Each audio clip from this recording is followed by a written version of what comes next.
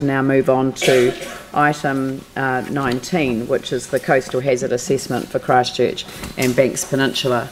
And I understand we've got our team here. And I just by way of introduction, I just want to say how pleased I am that we've moved to a different process for addressing this whole area. The truth is that we're a low-lying coastal city, as are many throughout the world. This is not a Christchurch challenge that we face alone. It is a global challenge, and those global challenges are simply going to increase over time. And one of the conversations that we've had with staff in order to progress what is now going to be a conversation with our coastal communities, and we have a number of them, is to sort of wrap it up in that phrase, living with water. As a city, a coastal city, we have to live with water. And how do we do that, knowing that climate changes will affect sea levels over the coming years? We have certain obligations under the coastal policy statement. We know that potentially the new government will be looking at a national policy statement around sea level rise, which I think would be really healthy for the country, because it would enable us to have an established framework around the science and enable us then to have that very direct and real conversation with our communities about what that means for us.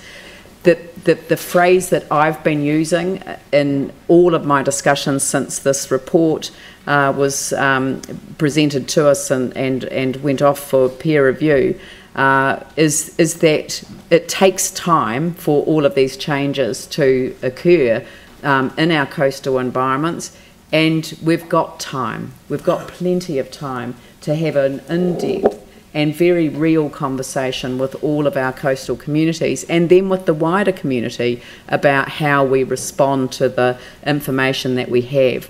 And I really like the fact that we are now in a position with this report to absorb the information that it contains, but then move on and actually have that very real conversation. We were forced into a position, I think, with the district plan review to undertake work in a very quick time frame and then have a conversation, a very brief conversation with our community before it went to the independent hearings panel. That is not a sustainable approach to a level of community engagement that is required when you're dealing with hard issues. But as I keep saying, these might be hard issues, but we've got time. We've got plenty of time. And this time, we're going to take our time to spend time with our communities to actually help them understand what the issues are and what the future planning might be. I know a number of people around the table have talked about favouring an approach called adaptive management.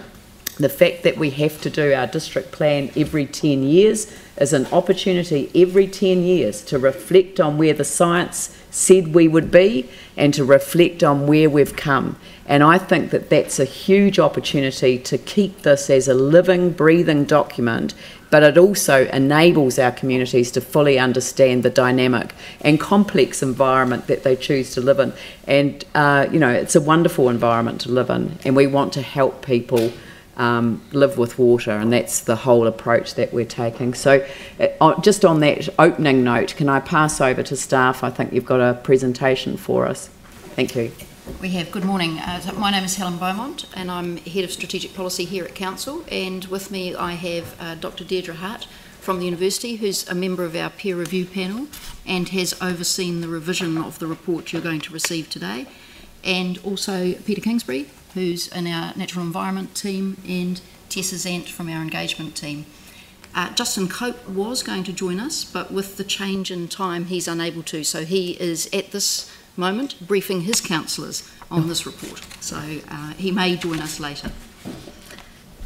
So today we're going to take you through why we're doing this work, a little bit of a Climate Change 101 and an explanation of what the scenarios presented in the report are, a look at the report itself, and then talk about what happens next. So starting with why we're doing this work. So the Mayor has clearly laid out the challenge of global climate change, and we in local government are right on the front line, and we're right on the front line because of the pieces of legislation that have been put in place in this country. So the Local Government Act itself has an emphasis on sustainable development, and the purpose is to satisfy the needs of today's communities and future generations in terms of local infrastructure and public services. So it has a forward-thinking component to it. The Local Government Official Information and Meeting Act has as its core principle the availability of information. So when we have information, we make that information freely available, and it also has some specific provisions around the Land Information Memorandum. So this information will be updated on the Land Information Memorandum for those properties that are affected. We also must consider natural hazards under the Building Act, and under the Building Act we need to look forward at least 50 years in considering coastal hazards. So this information will go into the consideration of consents under the Building Act. The Resource Management Act is where there is the most opportunity to plan for the future. So that is where we have the provisions in place around land use, and the key guiding document there is the Coastal Policy Statement. And the Coastal Policy Statement, Objective 5, addresses coastal hazards and asks us to look at the impacts of climate change and consider both new development, where greenfields development, what we do about existing development in the areas affected, and how we can look after natural defences along our coastlines. So there is some quite clear guidance there.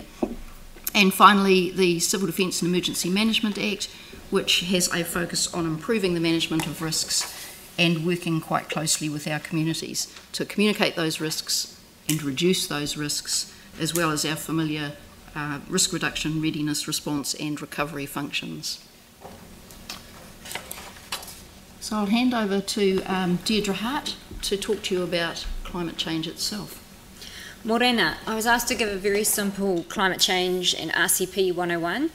This diagram explaining the greenhouse effect comes from the IPCC website, or the Intergovernmental Panel on Climate Change.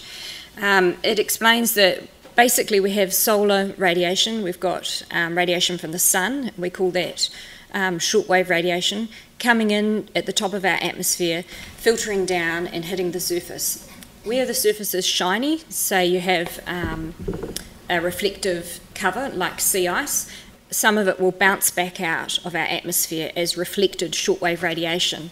However, where you've got an absorbent type surface, the sunlight comes in and it heats up the Earth's surface. So if you've got a dark absorbent layer, then when it heats up the surface, some of that heat is also filtered back out through the atmosphere. But the atmosphere acts a bit like a protective blanket to keep some of that heat. And that's why we enjoyed living on planet Earth, because of this greenhouse effect, because of those greenhouse gases that trap some of that latent heat or that long wave radiation, making it a pleasant planet to live on. However, the greenhouse gases there in the right-hand side of the diagram, if you could flick over, we've been changing the amount of greenhouse gases in the atmosphere since the Industrial Revolution in a large scale. So these are things like water vapour, carbon dioxide, methane, nitrous oxide and ozone. In particular, carbon dioxide and methane I'm going to focus on. So when you increase the greenhouse gases, you're making that blanket thicker, or its ability to trap heat within our planetary system down here at the surface. So it starts to warm up. Now, I've put Monsieur Fourier there on the right to emphasise that this is not a process which has been discovered by IPCC. It's quite old information to climate scientists in terms of the physical processes. And the word greenhouse was used first by Ekholm to describe the greenhouse effect back in 1901, so a little bit before everybody's time here. The IPCC, however, has been involved with getting thousands and thousands of scientists and lots of peer-reviewed publications together to try and refine our knowledge on what's going on today with these processes and what the future looks like. So this is just a plot on the left here linking temperature change with observations of carbon from the atmosphere. This is real data, it's not model data. So the carbon observations come from analysing ice cores in Antarctica, the Vostok ice core. You can blame the Russians. And they've basically seen that over the last 400,000 years, changes in atmospheric greenhouse gases, such as carbon dioxide, lead to changes in temperature. That's a natural cycling of climate that goes on over geological time. This is a slightly old graph, but you'll see towards the right-hand side of the graph, you've got thousands of years before present. So as we approach zero, you can see the blue curve, which is the carbon dioxide observations, temperatures in red, are peaking beyond what we've had in our recent geological past. And that's our industrial revolution and our 20th century and ongoing emissions of carbon and other greenhouse gases. As I said, this is a slightly old diagram, and so just to update that curve, we're now at 404 parts per million of carbon dioxide in the atmosphere, and to put that into context, pre-industrial revolution we had 280 parts per million. The 404 is a seasonal low. We've got beyond 410. And we now measure that in Hawaii in the atmosphere. Some people question whether the difference in the increase is due to measurement technique. That's not a robust debate at all, because there is overlap between the older techniques like ice cores and the modern techniques like using climate stations. Just as with sea level, there is overlap between using sea level or tide gauges and satellite measurements. So there is no issue with measurement technique. The data is good. Now, you might not have noticed the carbon dioxide going up in the atmosphere, but what you probably will have noticed in terms of climate change is records being broken. So on the right, we've got the 2016 land and ocean temperature percentiles, and basically the colours just show in red where you've got warmest years or warmer than average for the record, and the blue is coldest years. So this map shows you at least two things. One is that records are being broken in terms of warming and temperature change. In 2017, we've even got better than that. We've broken the 2016 records. We've also got decades which are breaking records. So the 2000s to 2000 to 2010 broke a decadal record. So we are now detecting change in response in the temperature in relation to the changing carbon dioxide. The other thing, though, that map shows you is that it's tricky, it's complicated. It's not changing exactly the same everywhere on the planet. And this has seasonal and interannual variation, so not every place has the exact same response. And that's why we tend to look at changes in the average or changes in the mean to try and look at the trend and how it's changing. But we don't always feel changes in the trend. What we tend to feel is changes in events. So changes in storms, changes in records being broken. This is the RCP 101. So they are the Intergovernmental Panel on Climate Change's Representative Concentration Pathways, or RCPs, and they are in their 5th assessment report, which is called AR5. Lots of acronyms there. But across the top we've got the representative concentration pathways called 2.6, 4.5, 6.0 and 8.5. 8.5 also includes within it the range, which includes the 83rd percentage, or 8.5 plus, as it's called in your report. So all of what's in the Tonkin and Taylor report is within the IPCC science. what those mean, basically, is that scientists have looked at population, socioeconomic and technological trends, and they've said, if we go this way, we've got one type of scenario, and if we go another way in terms of our development and our use of carbon, we've got other scenarios. So the variability in these scenarios is about human behaviour, and this is where things like the Paris Climate Agreement come in, because we have choices to make here in terms of our behaviour. But basically underlying the scenarios is carbon concentration equivalence. So when I talked about CO2 in the atmosphere, here we've got all of the greenhouse gases translated into that carbon dioxide equivalent. And under RCP 2.6, you can see that the maximum sort of range this century is between 430 and 480 parts per million. Under that scenario, we need to peak our carbon emissions now or yesterday, and we need by the year 2070 to have moved into what we call negative emissions. Negative emissions basically means that we're actually starting to soak up lots of carbon from the atmosphere. This number one line is about atmospheric carbon. So that's quite an optimistic scenario. 4.5, we peak emissions in 2040, and then after we have a decline in emissions. 6.0, similarly, we peak in 2080 and then there's a decline. RCP 8.5, I won't call that as a business as usual scenario, but some people do refer to it like that. What it really means is that we carry on as we are today. So we keep emitting carbon and we keep looking for carbon and discovering it and then using that carbon and putting it into the atmosphere. So you would have increasing carbon emissions throughout the 21st century under that scenario. As I showed earlier, increases in atmospheric greenhouse gases and carbon dioxide equivalents here lead to changes in temperature. So number 2 is the temperature range that each scenario considers, and there we have it 2.6 from about 1 degree to about 2 degrees.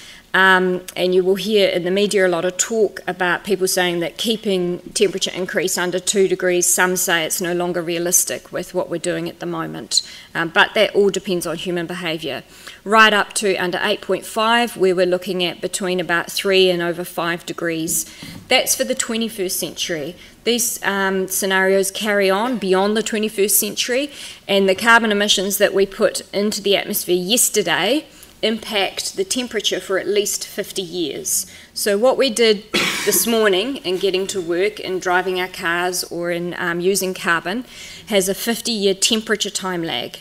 The sea level time lag is a lot longer.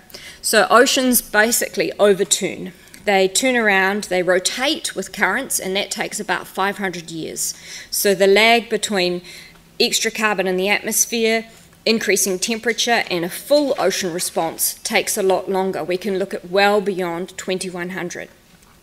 The sea level line there, number 3, the different RCP scenarios, the average sea level rise by 2100 ranges under RCP 2.6 as 0.4 metres or 40 centimetres up to 63 centimetres under 8.5. Now that's the average line in those scenarios, and that's up to 2100. Before you ask why are those numbers different from the table in the report, it's because we're projecting out to 2120. And if you look at the Tonkin and Taylor report on page 8, you'll see that the curve accelerates. So every year past 2100, every year past 2120, the curve's going up, and so the rate of sea level rise accelerates. So the numbers get rapidly bigger the longer we go into a scenario in the future. Now all of these scenarios are have underlying assumptions. They, as I said before, they look at population increases and socioeconomic development of countries around the world. They look at different levels of commitment to GHG or greenhouse gas reductions. So under 2.6, we need to return to 1960s carbon emissions within the 21st century. Now, everybody talks about the Industrial Revolution putting a lot of extra carbon into the atmosphere, or that's when we started to put a lot of extra carbon into the atmosphere. We're just doing exam marking, and some of our students made the mistake of saying the Industrial Revolution happened in the 1950s and the 1960s, which is a wee bit funny on one level, but actually it's not that funny a mistake, in that the change in the carbon emission curve, we get a slight flat line before the Industrial Revolution, we get a little increase after the Industrial Revolution, but in the 1950s and the 1960s, the curve really starts to trend up. So it's actually a forgivable mistake. It's sort of that boom time post-war where we really started to pump greenhouse gases into the atmosphere. So going back to 1960s levels will take an enormous effort. But 2.6 as a scenario doesn't just say that we'll go back to 1960s emissions globally whilst still developing and still having growing populations. It says that we'll go into those negative emissions. Now this means that we need to sponge carbon and other greenhouse gases from the atmosphere, and we need to do it from this century onwards indefinitely until we clean up what we've put into the atmosphere. Now, the 8.5 assumes that we do none of that and that we keep on going in terms of trying to find new carbon resources and that we keep burning them. In between the 4.5 and the 6.0, this assumes different scales of lowering our emissions and then starting to sponge the greenhouse gases from the atmosphere as well. So they do include a reduction, and they include a reduction under technologies that we haven't invented yet. So this is sort of the Jetsons type stuff. It's new technologies that need to come online very quickly to start cleaning up the atmosphere. Now, the other assumptions that underlie the RCPs, the representative concentration pathways, are that the Greenland ice sheet and Antarctica behave in a moderate way. So that's one of the areas of uncertainty, and even RCP 8.5, which might seem like quite a big scenario, doesn't include accelerated reactions from the Greenland ice sheet and West Antarctica. And so there's a big scientific effort at the moment to try and study those, because those ice bodies do seem to be loosening up and starting to respond a bit differently to what we've got in our current fifth assessment from the IPCC.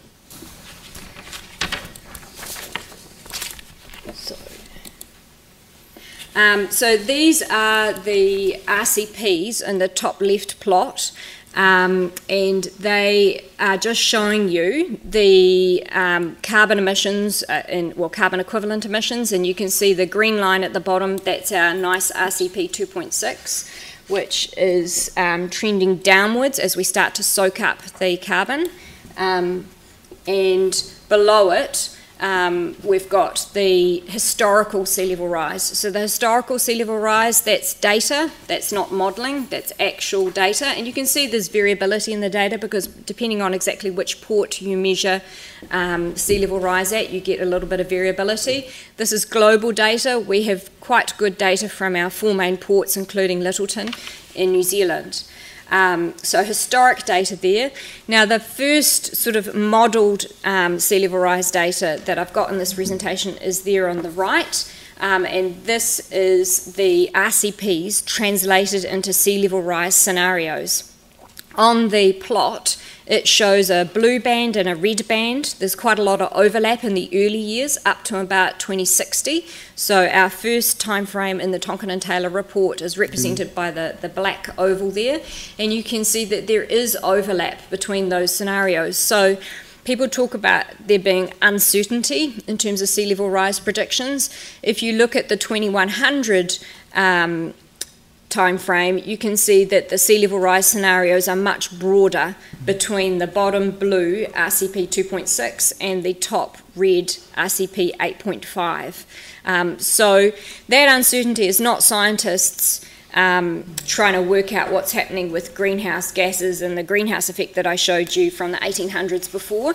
It's a lot more to do with what society does in terms of emissions. So we've locked in the next 50 years with a little bit of wiggle room in terms of the exact sea level rise numbers, but we have Uncertainty is what people are going to do in terms of emissions and sponging carbon, so that influences the range out at 2100.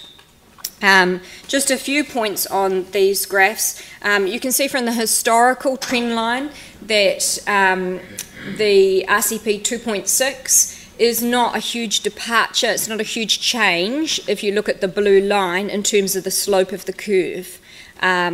So it's quite similar to historical rates. And the RCP 8.5, that's got an acceleration of the change in the rate, so the curve gets steeper. On the right of that sea level plot, it's got all the RCP bands in colours. So we've got the darker blue, the light blue, the orange and the red, showing the 4 different RCP scenarios.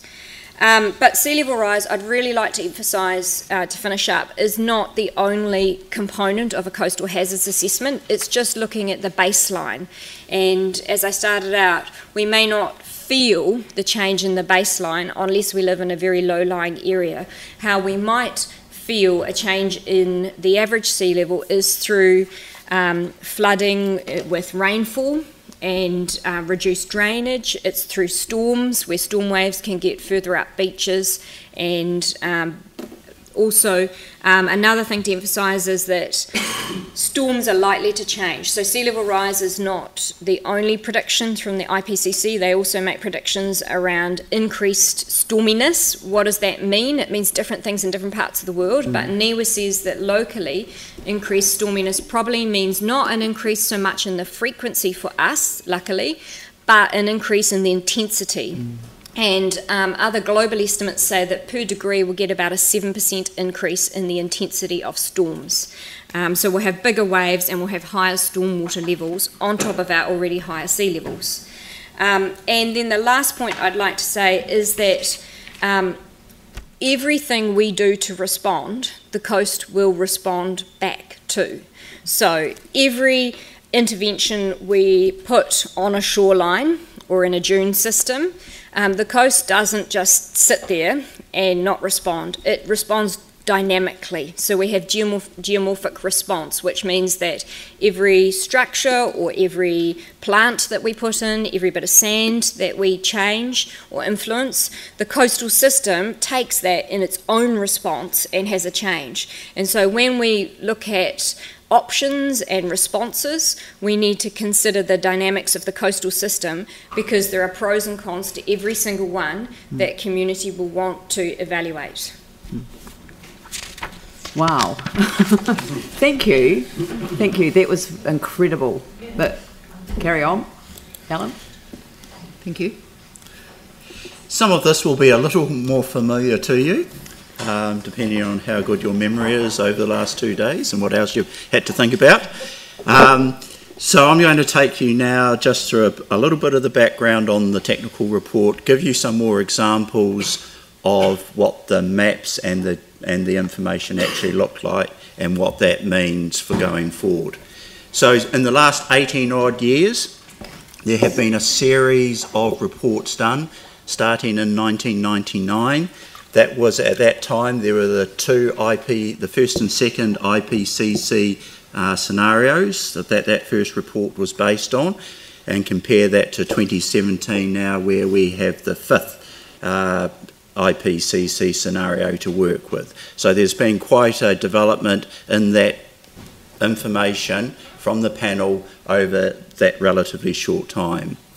Even prior to 1999, there were 3 other quite detailed technical reports done for the council on coastal matters. I haven't included them in here, but they helped, they contributed to that 1999 report.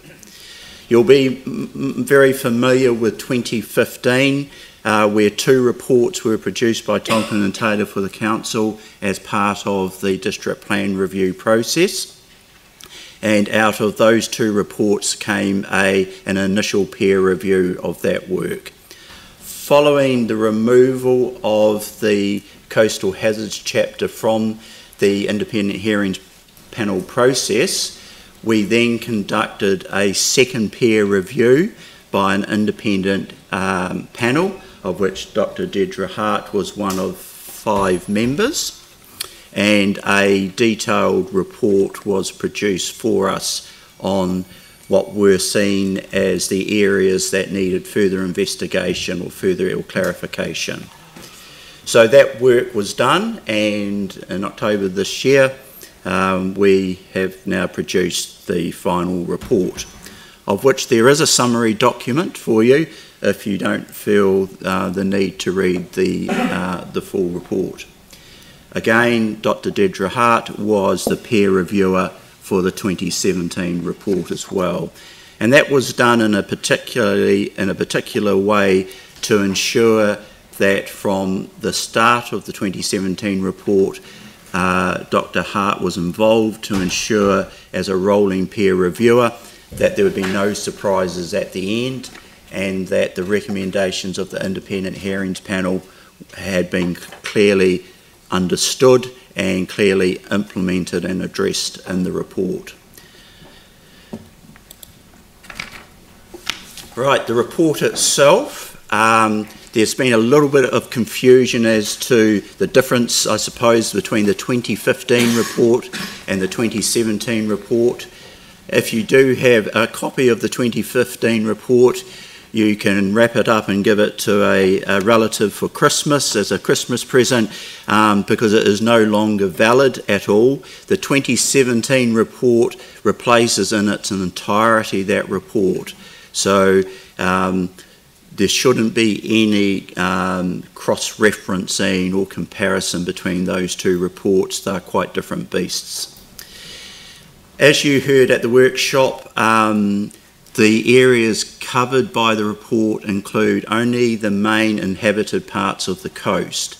And the way that the coast has been described in the report is the open coast. Now, the open coast is fairly obvious from the Waimakariri River down to the end of Brighton Spit, but it also includes Taylor's Mistake and Sumner, as they are open to the open coast.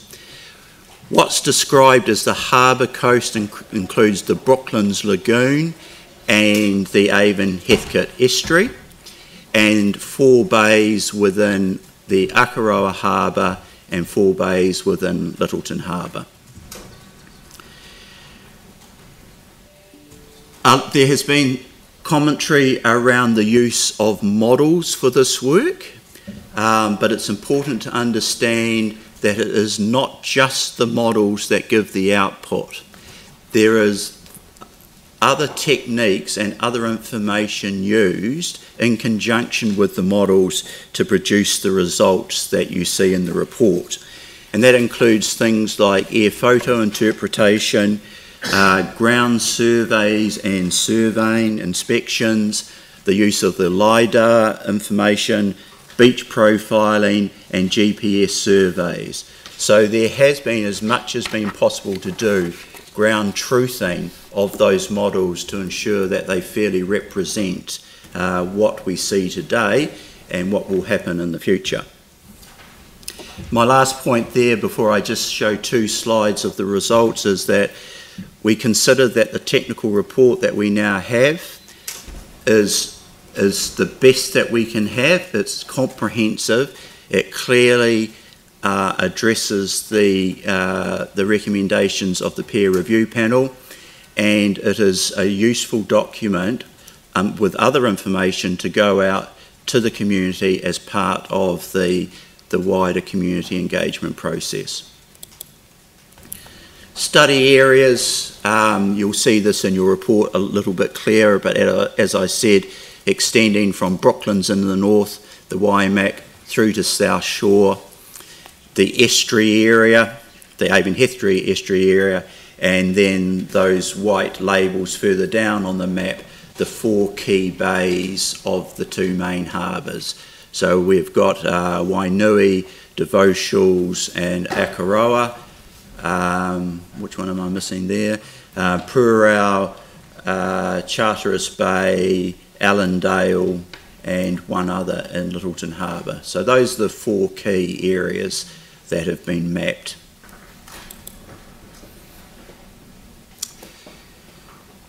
As you're well aware, 2 main parts to the report, coastal erosion and coastal hazards. I'm just going to deal with those in a slide each. For the coastal erosion, as for the coastal hazards, as for the coastal inundation, the time periods considered are the next 50 years, so out to 2065, and the next 100 years out to 2120. For the harbour coast, and that's what I was just describing before, and on the right-hand side of that slide you can see a snapshot of part of the harbour coast just north of Brighton Pier,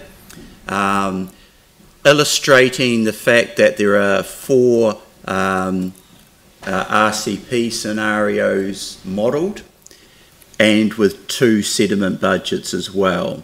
So you might not be able to count the lines from where you're sitting, but there are some 16 lines for each of those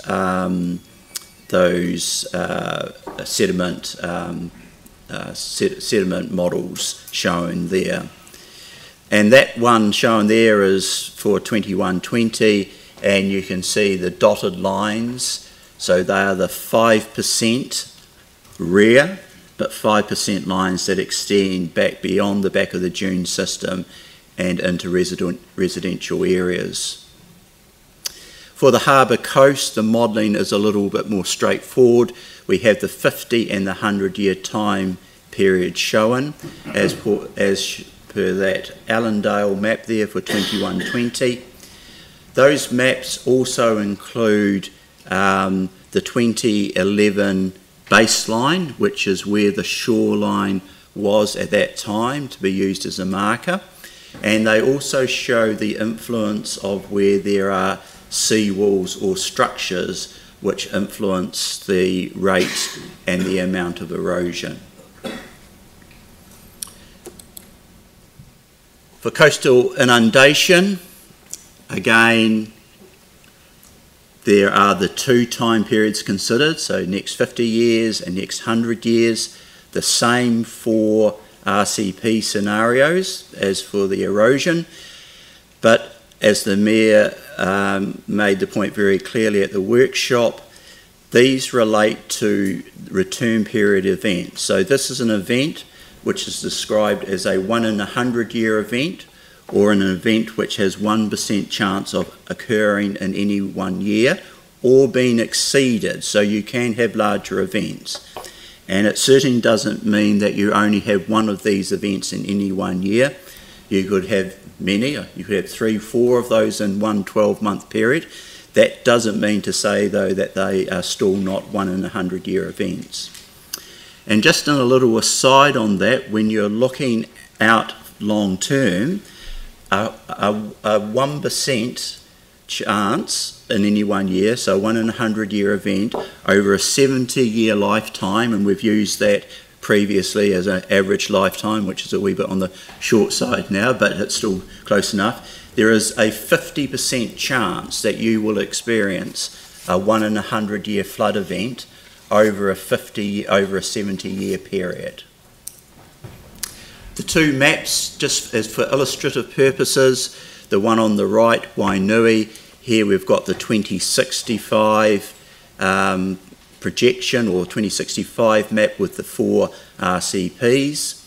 If I had put up the other map, the 2120 map for the same area, you would see that fairly large green area up on towards the top left. The lines would extend well into that area there. The other map on the lower left of South New Brighton, 2065 again, a slice through from sort of Bexley through to Brighton, or South Brighton there, again showing the extent of those 4 scenarios.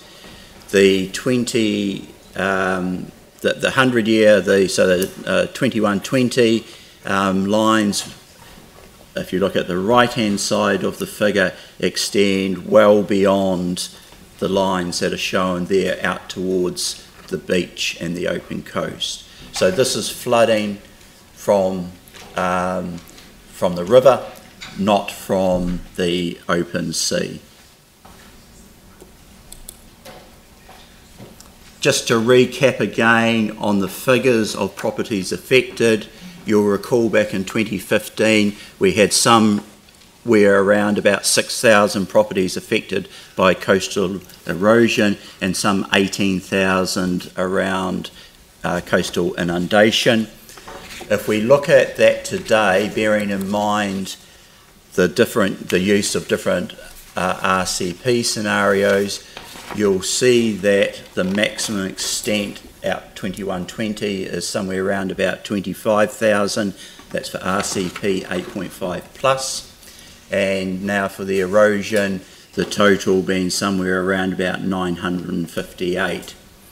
So to position ourselves compared to the 2015 report, you could draw a red line on the left-hand side of RCP 8.5, and that you'll still see that between 18,000, 21,000, there is still an increase in the number of properties affected by inundation, but far fewer, many fewer properties affected by erosion. So the erosion modelling initially was over-conservative, and it is now less conservative, but fair. I hand over to Helen. So as this was introduced, we do have time to respond to this information, and we have a bit of an outline here of what happens next. So the first thing that we will do is go out with this report to increase awareness of it amongst our communities and to increase the understanding of the challenges that we face. So information will be available on our website, as well as a property search function and drop-ins, and we'll have another slide on that. Following that, we want to work with each community that is affected and look at the values and objectives those communities have for the place where they live, and extend that across to the whole of the city, because these places are highly valued by all of us across the city, and we want to engage the whole city on the response.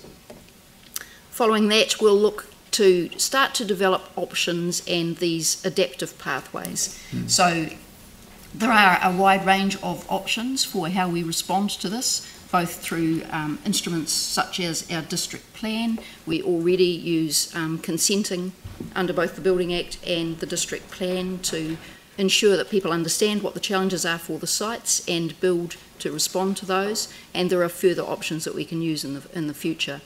In terms of adaptive pathways, the reason that they need to be adaptive is, while we know the general direction of travel, we don't know how quickly some of these things will unfold along our coastlines and for our communities. So we will have adaptive pathways and trigger points where we can reassess and decide what the best approach would be. Once we have those mapped out, we will get into more detailed strategies and implementation plans, and they will be about each community, but they will also be citywide. For example, our 30-year infrastructure strategy already flags climate change as a key issue. We need to be careful in terms of lifeline routes and what we do with our network infrastructure. And we are responding today in that some of our network infrastructure, for example, the sewerage out east, we've gone to vacuum and pressure sewage systems where we're facing rising groundwaters. So there are already some changes in place there. And finally, there will be ongoing monitoring and review. And that ongoing monitoring and review will be of the basic information about our natural environment and the risk profile, as well as how our responses are tracking for communities. So what responses are working and what we need to change. And I'll hand over to Tessa to talk about the community engagement that's going to happen immediately following today. Yeah, good morning. Just a little bit of a review for you. Obviously in 2015 we did go out with a series of drop-ins following the initial release of this report.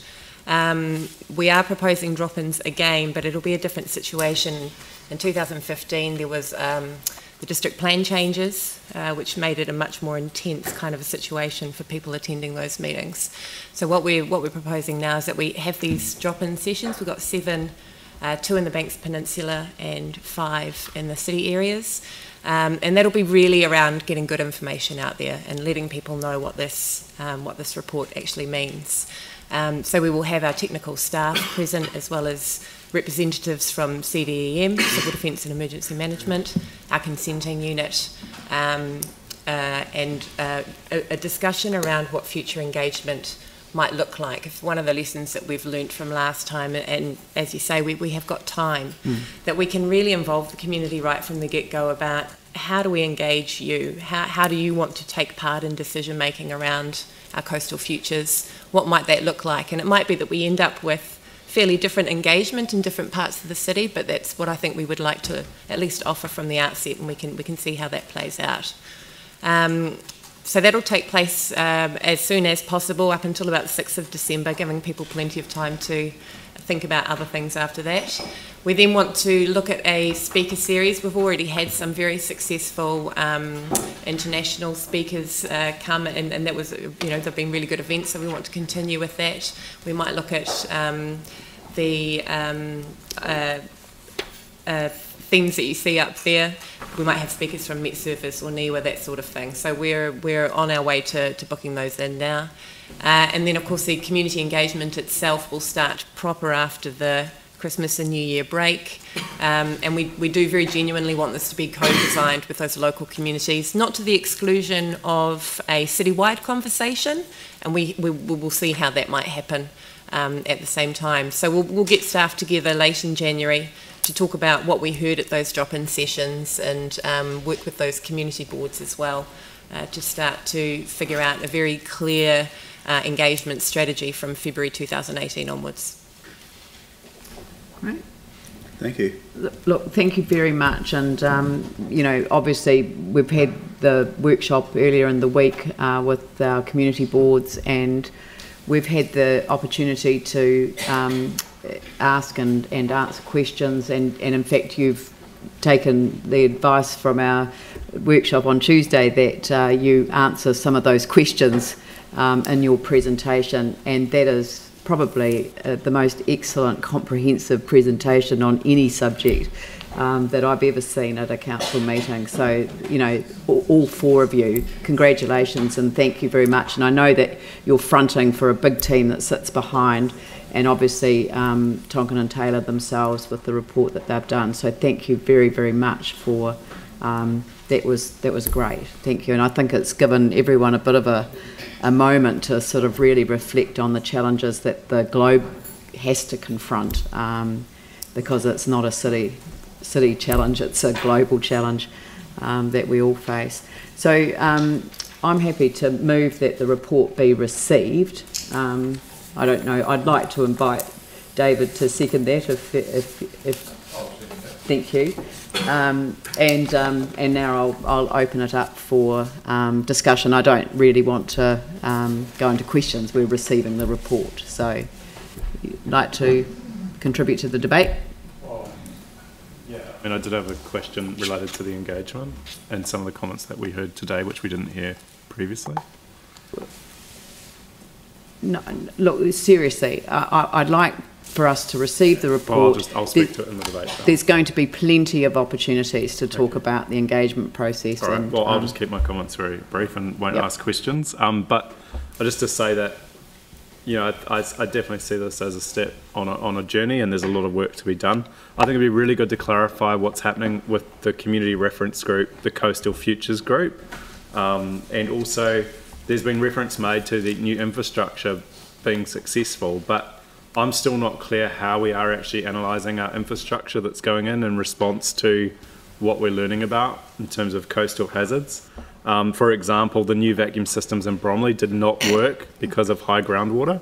So it would be really good as we move forward to set up a process where we can actually be really clear about what this means in terms of our infrastructure, so that the community can have confidence that the infrastructure that we are putting in is resilient and will stand up to what's happening.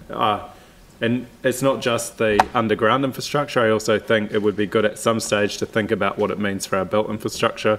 And I was going to ask, which obviously we're not having questions, was around how do we actually look at this in the regeneration lens as well? I mean, we've got a report in terms of Redcliffe School later on the agenda. That's raised a number of questions around the coastal hazards. So I'm still not quite clear what the process is for us as a city to look at that regeneration legislation and look at how this feeds into that. So there will be a number of questions that people have as we receive more information. I think it's heartening to see that Local Government New Zealand is now picking up the mantle at a national level, and I think the new government will also be a lot more progressive in this space, and I definitely think that it is something that needs to be done with people rather than to people. So I look forward to that work beginning and continuing. Glenn Livingston. Thank you. Thank you for this fine work.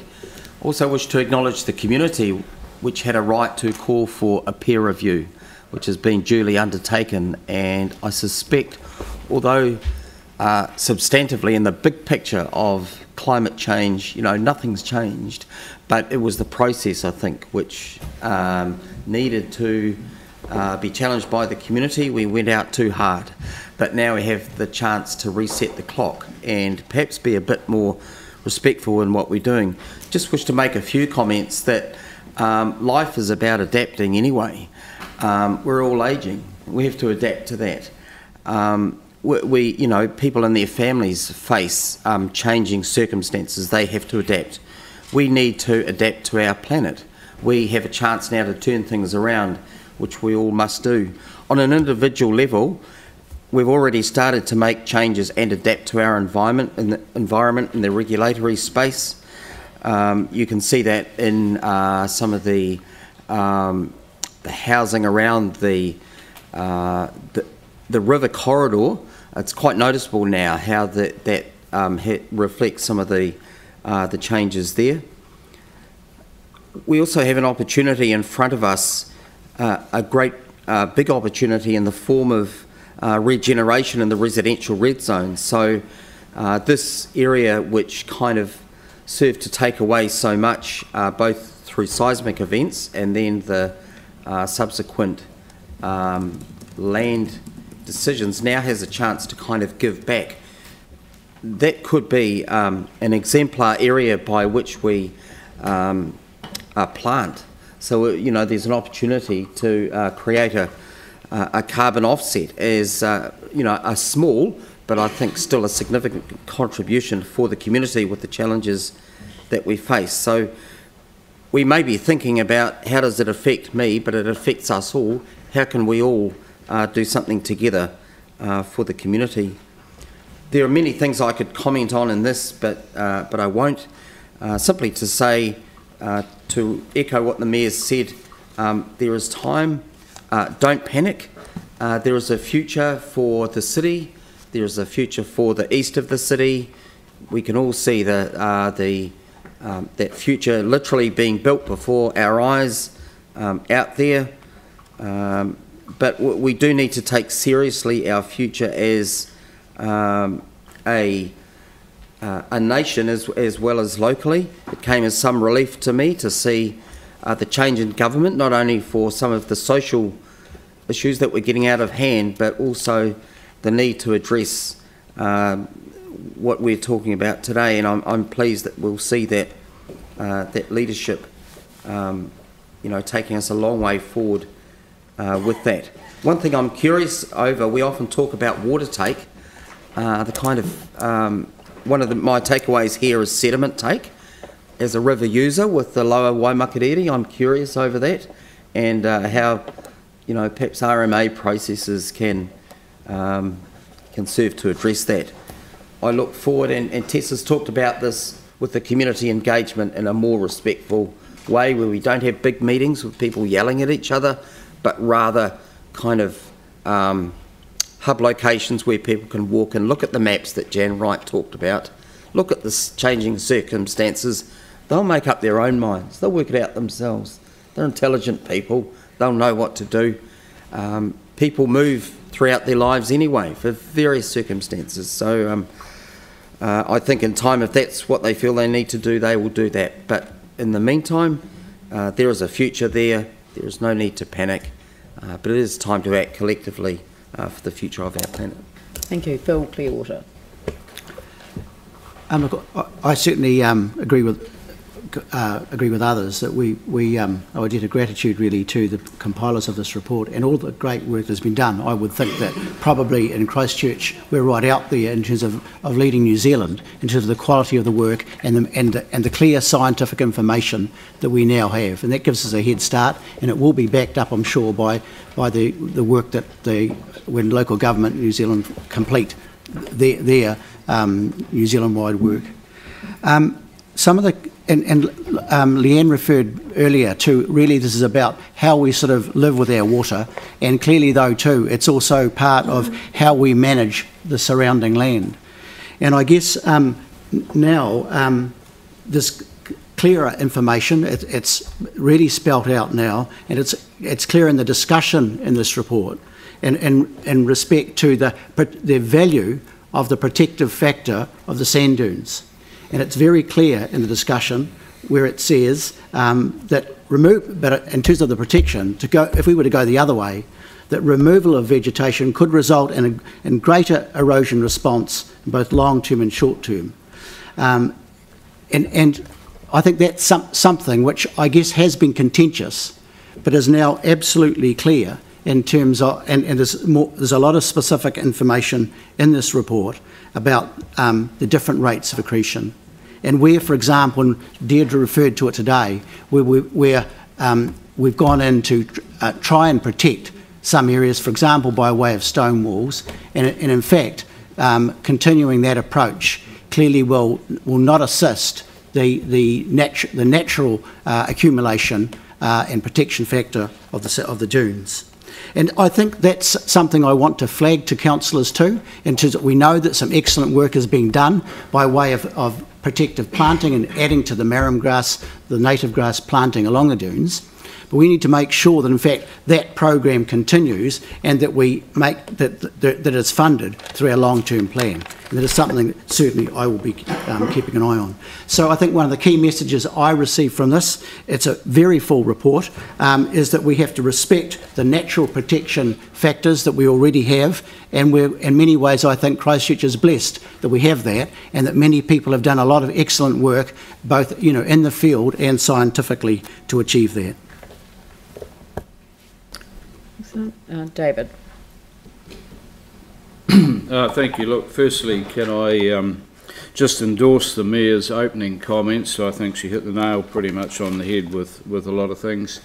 And can I thank staff for a very comprehensive 101 in a number of topics this morning. And I have to say that I thought I knew a lot of stuff, but I learned a few things this morning, so that was exceedingly good presentation this morning. Look, I represent the Coastal Ward, which obviously contains a considerable number of the people that potentially are at risk from sea level rise and other factors.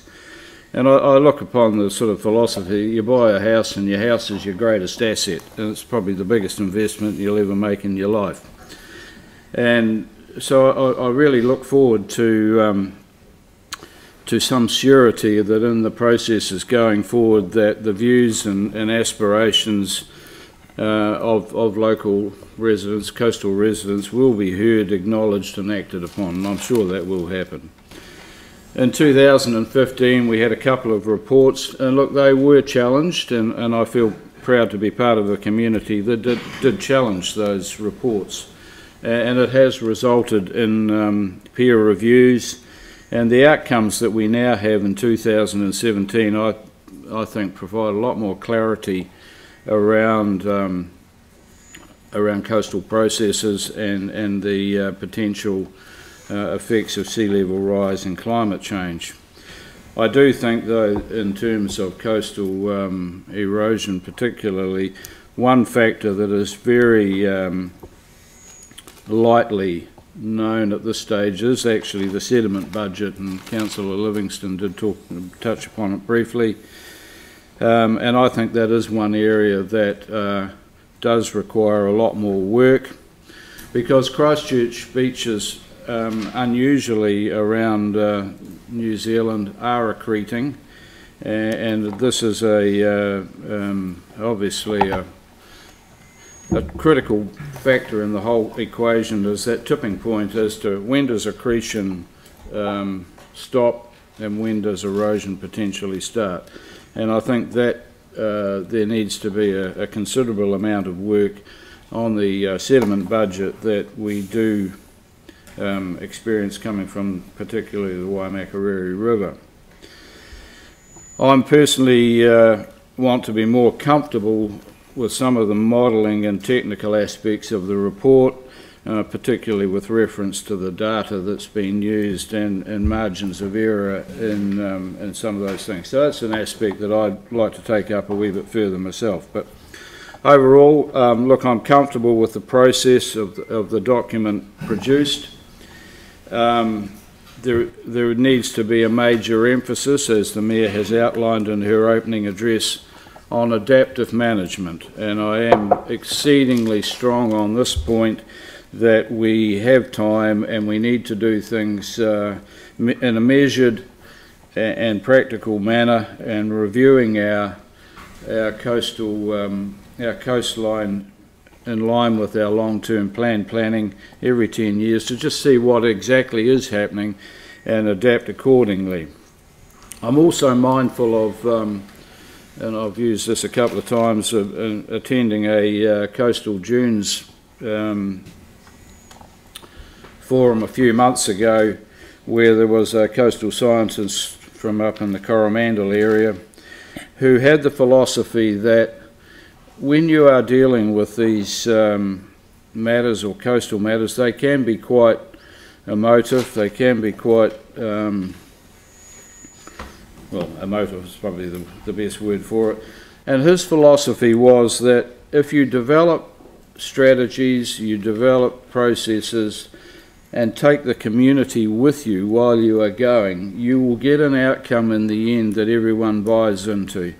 So I'm quite buoyed by the fact that we have, through the peer review process and looking again at the Tonkin and Taylor report, that we've come to a fairly practical step now, but we need to be acknowledge that going forward we do take our community with us.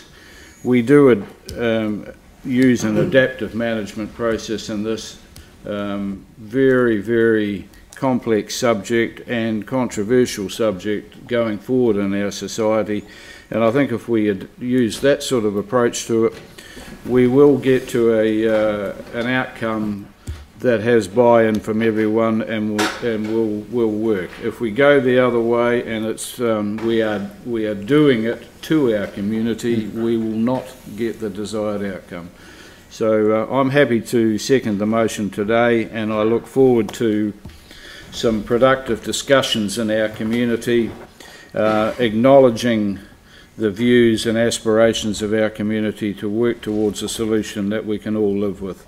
It's climate change is inevitable. Some people think I'm a bit of a skeptic, but I fully acknowledge that, you know, sea level rise has been happening for 100 years now, 150 years or more, and we have to react to it. So let's do it in this manner, and I am absolutely sure if we do, we can come to a great outcome. Thank you. Yeah, Sarah Templeton. Thank you. I'm not going to repeat things that have been said. I'm looking forward to the engagement. But it's really clear from the presentation that it's not only adaptation that we're looking at as a council, as a planet. That the greatest range and variability about what's going to happen is to do with our behaviour regarding emissions, which is why it's so fantastic that at our last council meeting we voted as a council to mitigate our own organisation's emissions down to net neutral by 2030, and to look at getting a framework together so that the city can do that as well.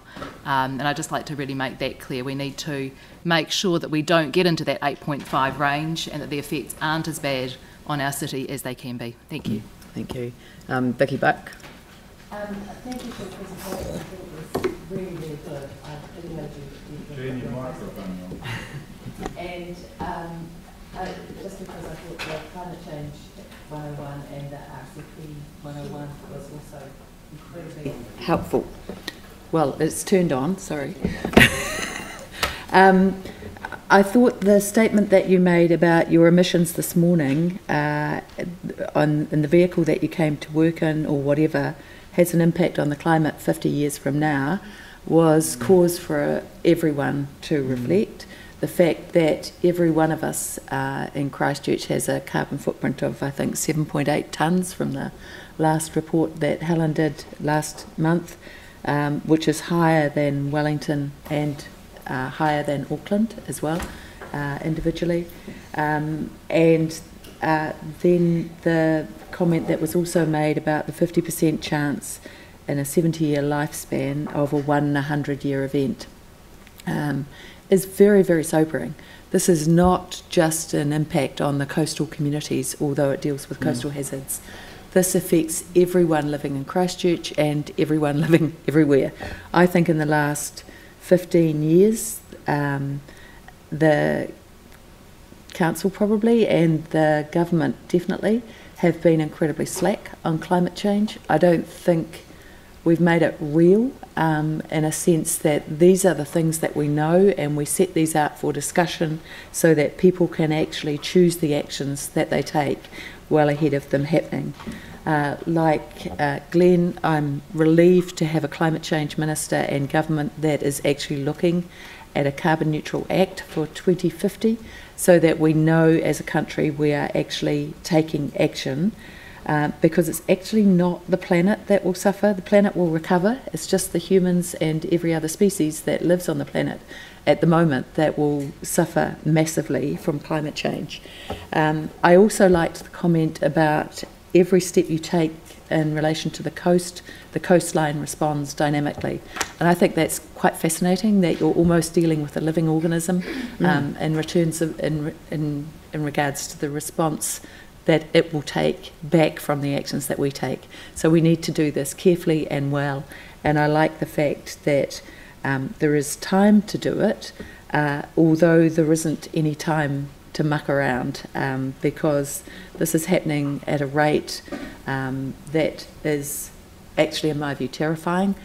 You obviously didn't include the West Antarctic ice sheet. I'm glad you didn't, because I think none of us would have got out of this meeting in any state of emotional well-being had you included it in terms of the impact.